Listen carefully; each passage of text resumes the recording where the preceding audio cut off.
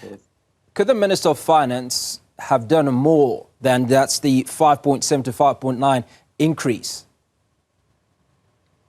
yes, that's true. Because look, when we're talking about the issues of, especially when coming to issue of SRD, for an example, I mean, you're giving people 370. When that budget is divided, people are getting around 370 per month.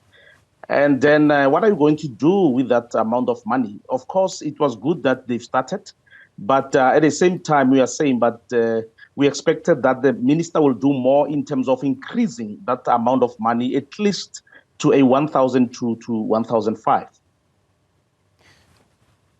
Now, the minister seems to suggest that his hands are tied, and one of those reasons, obviously, is because of the money that is coming into the fiscus. The other is the increasing number of beneficiaries, with more people coming out of employment. For instance, there are more individuals that are appealing for various grants. How do you see or imagine him dealing with the situation? Look, Hugo, this is very simple. Our government, when they talk about corruption, they are not serious about it. We need to unpack this issue of corruption and go deep into it, because corruption, what it does, it steals from our economy. You look at the issues of tender system, where when somebody wants to buy bread, a loaf of bread, they need to have a tender for such particular thing. And then a loaf of bread will cost 20 rand. But you find that a tenderpreneur will say loaf of bread is 100 rand.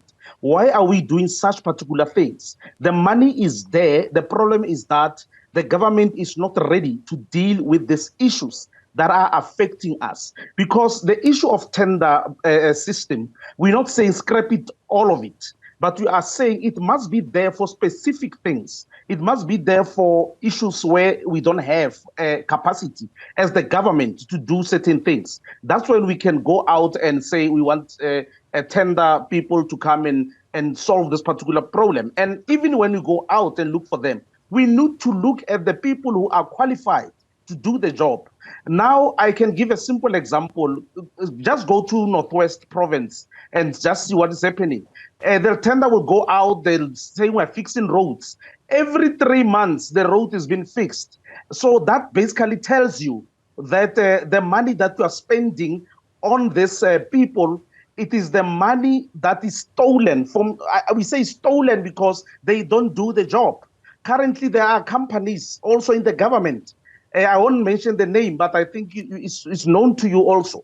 This company it keeps on writing and saying acknowledgement of debts. This company does not complete its job, but this company is still in the system.